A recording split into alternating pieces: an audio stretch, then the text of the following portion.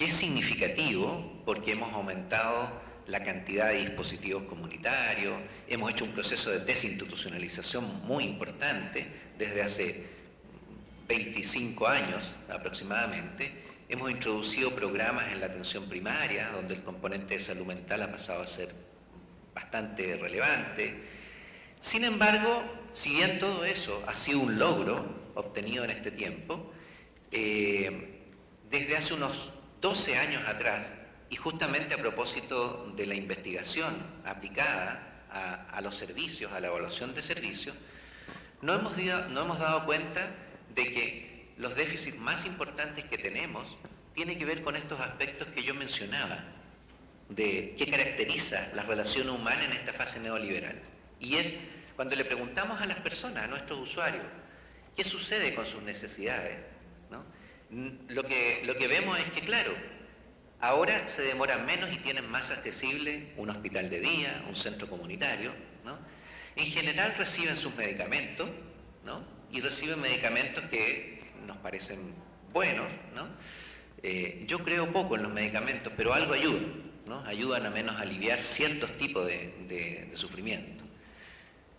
Pero cuando les preguntamos qué pasa con su vida diaria, en qué medida nuestros equipos y nuestros servicios se preocupan por aquellas cosas que son relevantes, como no estar solo en el día a día, el poder armar una pareja, el poder incluso moverse, ¿no? Poder movilizarse donde quiera, el juntarse con otros iguales, o más aún, tener algo que haga sentido a su vida en el día a día, ¿no? Algo que quiera y que le haga sentido a su vida. Lo que nos encontramos es que nuestros servicios fallan, en todo eso fallan, ¿no? Y venimos de hace unos 10 años aproximadamente planteando que necesitamos avanzar en estos aspectos. Sin embargo, ahí nos encontramos con un cierto tope, ¿no? Un tope que hizo que hace unos 6 años atrás, 7 años atrás, comenzara a propiciar justamente el desarrollo de un movimiento social por la salud mental en Chile, que nos llevó a organizar una gran jornada el año 2014 desde la Universidad de Chile en ese momento, pero que convocó no solo a equipos, sino que a organizaciones de usuarios, a ONGs, a todos quienes estaban interesados en esto.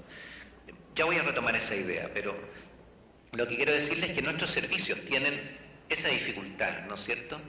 Y empezamos a descubrir además otra cosa, que es que ¿por qué costaba tanto esto?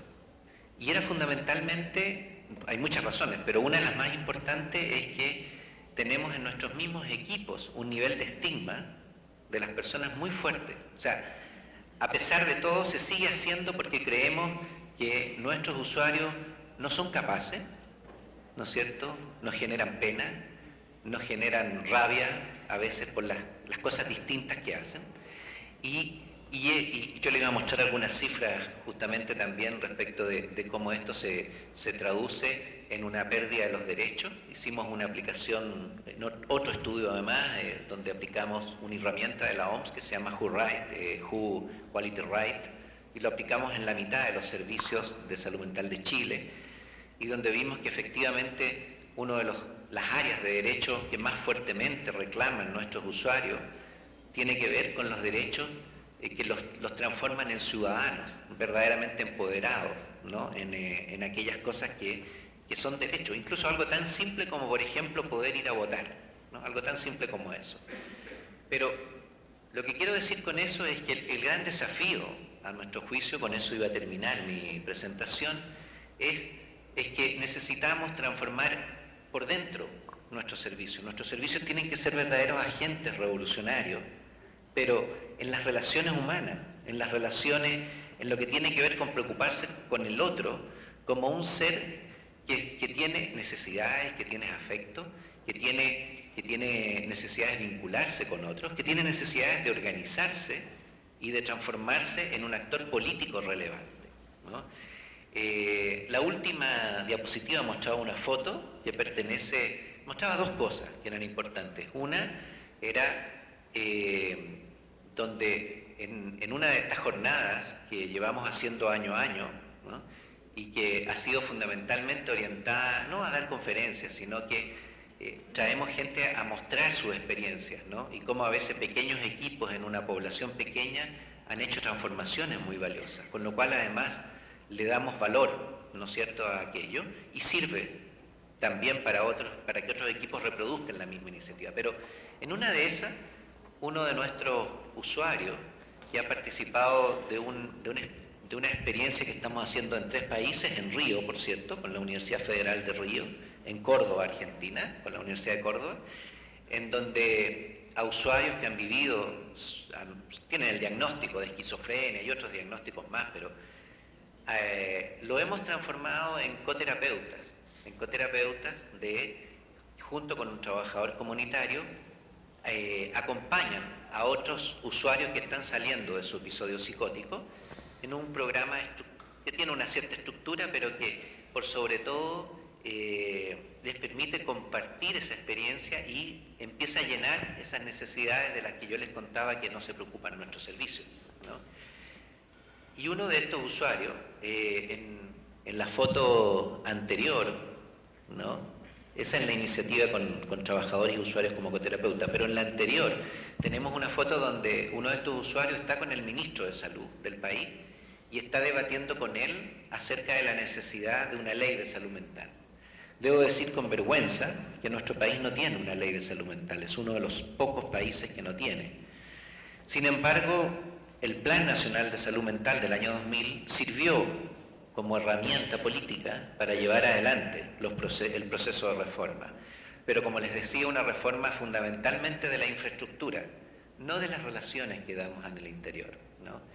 Y con esto termino, y entonces por lo tanto creo que la tarea más importante, no solo en Chile, sino que en América Latina en general, es que necesitamos, por un lado, empoderar más fuertemente a nuestros equipos, repensar la forma en que hacemos nuestro trabajo, de manera que efectivamente sea un proceso revolucionario en el nivel macrosocial, pero también en el nivel de las relaciones humanas.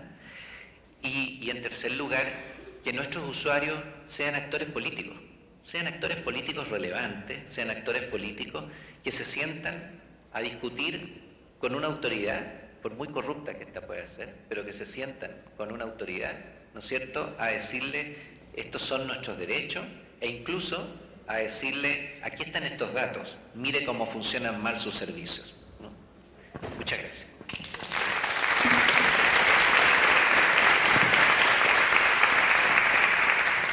Muchas gracias, Rubén. Dejamos con ustedes a Paulo Amarante.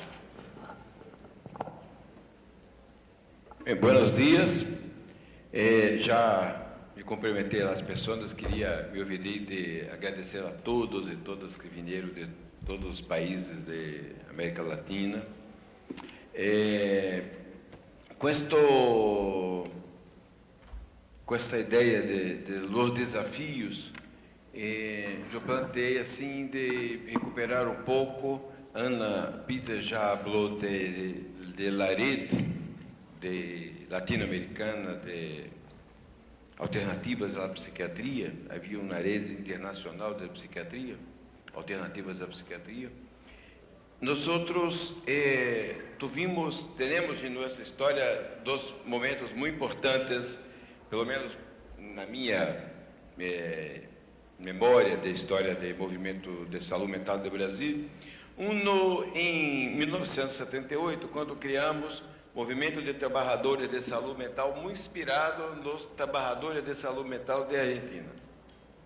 Havia aí um movimento do grupo Questionamos, Plataforma, Combauleu, Merlanga e tudo isso. E foi para nós outros muito importante, para começar a ter a construção do pensamento crítico, de práticas de crítica à instituição psiquiátrica. E depois, no terceiro encontro de la rede, terceiro e último encontro de la rede alternativas à psiquiatria, em Buenos Aires, quando utilizou-se o lema, as frases, por uma sociedade sem manicômios.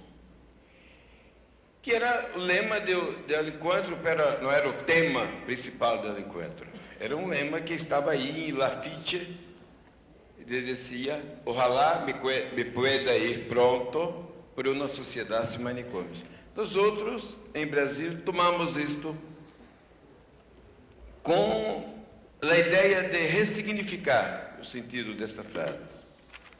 E retomamos a ideia de que era não mais um movimento de trabalhadores, mas de um movimento social. Salimos do campo dos trabalhadores e planteamos fazer um movimento com outros atores sociais envoltos em la questão, compartilhar com os outros atores sociais de direitos, de lutas sociais. E, no outro ponto, se pode dizer uma outra ruptura com a prática anterior do trabalhador de saúde mental, era da ideia de que o manicômio não era mais solamente a instituição, o prédio, o edifício psiquiátrico, mas o conjunto de práticas, de saberes, de discursos, práticas políticas, legislativas, culturais, jurídicas, que mantinham a diferença entre as pessoas e os outros, os loucos, que também eram negros, que também eram mulheres, que também eram pobres, que também eram índios, que também eram tantos outros. E aí percebemos que a luta não era somente uma luta interna do campo de saúde mental, como um campo técnico, mas sim que saúde mental aí também não era um sinônimo de atenção psicossocial. Não era de câmbio de serviços, humanização dos manicômios ou introdução de técnicas novas, tudo, mas sim um câmbio social. E penso que isto foi o grande... Se conseguimos andar mais adiante em Brasil, foi um pouco por isto. E começamos um grande movimento social, que por muitos anos era um novo movimento social, um movimento que planteava coisas novas, lugares sociais. A ideia era não mais cambiar a psiquiatria, ou cambiar as instituições, mas cambiar a sociedade. Dizíamos com um ator muito conhecido, que foi criador do Teatro do Oprimido, que nos perguntava: que coisa queremos cambiar? Solamente uma coisa, é o mundo. Pouco, né? E este foi o princípio. E penso que hoje o desafio, já há muitos anos em Brasil, não temos mais este movimento vigoroso. O movimento se perdeu em las instituições, se perdeu em los serviços, se perdeu sendo um ator secundário do Estado, pelas políticas públicas. Tanto que nós outros quase não falamos da lei. Estamos com 16 anos da lei. Se você pergunta aos jovens estudantes, trabalhadores e próprios militantes de que coisa diz a lei brasileira de saúde mental, não sabemos, não a conhecem. Não se tem mais a lei como um instrumento, um dispositivo de luta. Isto eu penso que é o grande desafio para nós outros em Brasil e em América Latina. Retomar a dimensão da luta antimanicomial como uma luta contra a opressão, a luta contra a medicalização da vida, a luta contra o totalitarismo, contra a hegemonia do modelo biomédico, que também é uma forma de fazer uma dominação do corpo, do biopoder, e tudo isso de ter não sujeitos políticos, atores, protagonistas, mas ter consumidores. E penso que há muitas coisas que se pode fazer pontualmente, em todo momento, lutar contra este massacre aí e sempre posicionar-se, porque nós outros queremos construir uma sociedade de direitos, uma sociedade de direitos, e por isto este fórum, quando pensamos em inverter o Fórum das Madres, de Direitos Humanos e Saúde Mental em Saúde Mental e Direitos Humanos em Saúde Mental era poner isto. A ideia primeiro é lutar pelas pessoas, pela vida, pelo significado das pessoas, pelo e não por a melhor assistência, o melhor serviço, mas pensar na questão da subjetividade, da produção de subjetividade e incluir novamente, buscar. Nós outros necessitamos em Brasil, necessitamos e neste processo que estamos em Latinoamérica reempeçando, encontrar os outros atores, as pessoas que lutam por direitos da sexualidade, gênero, de etnias, os direitos que são outras formas de dominação, de submissão. E penso que este é o grande desafio. Eu queria falar menos, que os outros não vai precisar me cortar, já me corta eu, e queria dizer isto. Nosso grande desafio é como sair do campo técnico da psiquiatria, que pode ser chamada modernamente de saúde mental ou de atenção psicossocial, e ir para o campo da sociedade na luta por solidariedade, liberdades democráticas, direitos, e tudo isso. Graças.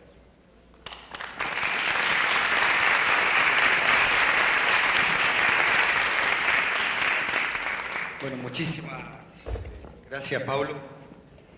Vamos a dejar ahora con todos ustedes a Alejandra. Bueno, buenos días nuevamente. No puedo dejar de expresar nuevamente la alegría de estar acá y compartir esta mesa con la potencia que tienen las distintas miradas del pensamiento de los distintos países y del encuentro que se va a posibilitar en esta tarde entre todos nosotros, ¿no? Pero bueno, Cecilia también ya planteó mucho de la Argentina. Yo no tengo la capacidad de síntesis de Pablo, pero voy a tratar de ser muy sintética. La convocatoria era un poco poner el estado de situación del campo de los derechos humanos y salud mental en nuestro país, y Paulo comentó, bueno, en relación a los 60 y los 70, el potente movimiento que hubo en la Argentina, hilvanando con nuestra historia latinoamericana, la dictadura, igual que en Chile, digamos, de alguna manera desapareció toda esa potencia que existía, y llegamos a los 90 en el marco de la implementación salvaje de un modelo neoliberal donde la salud mental no estaba en agenda. Recién en el 2004 y 2007, una organización, el CELS, el Centro de Estudios Legales y Sociales, hace un informe que denuncia la situación de vulneración de derechos, violencias institucionales, tratos inhumanos y degradantes de las personas que estaban internadas en las instituciones psiquiátricas en la Argentina. Vidas arrasadas se llamó ese informe, y visibilizó, digamos, las vulneraciones de los derechos. Al mismo tiempo, y un poco más tarde, en los 2000, también como planteó Paulo, como planteó Daniel en el documento que leyó, los derechos humanos fueron adoptados como ejes centrales de movimientos contrahegemónicos. Fueron las Madres de Plaza de Mayo que nos convocaban a un diálogo e intercambio crítico de praxis entre salud mental y derechos humanos. Paulo ha sido un dinamizador de esos encuentros y de esa posibilidad también de empezar a conversar entre Brasil y Argentina. Y entonces, más allá que el análisis paradojal que uno puede hacer en términos de los conceptos de derechos humanos, en ese sentido fueron puestos al servicio de una política progresista y emancipatoria. Y dinamizaron el campo de la salud mental en la Argentina en ese momento.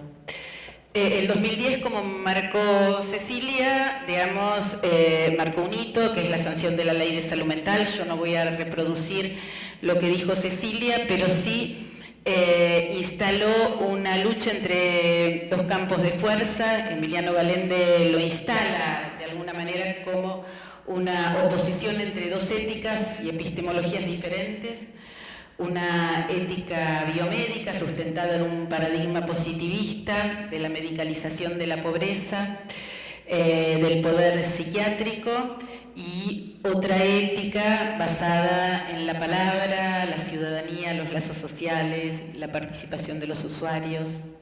La Ley Nacional de Salud Mental en la Argentina da voz a los usuarios e instala el cierre del manicomio como una consigna central, ¿no?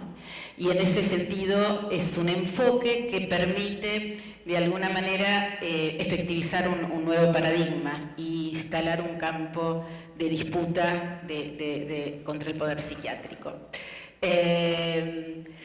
Creó toda una nueva institucionalidad, que de eso seguramente hablará María Graciela Iglesias en la segunda mesa, pero no logró que se consolidaran políticas ni una transformación cultural necesaria como planteaba Paulo. Y ahí se nos invirtió esta cuestión.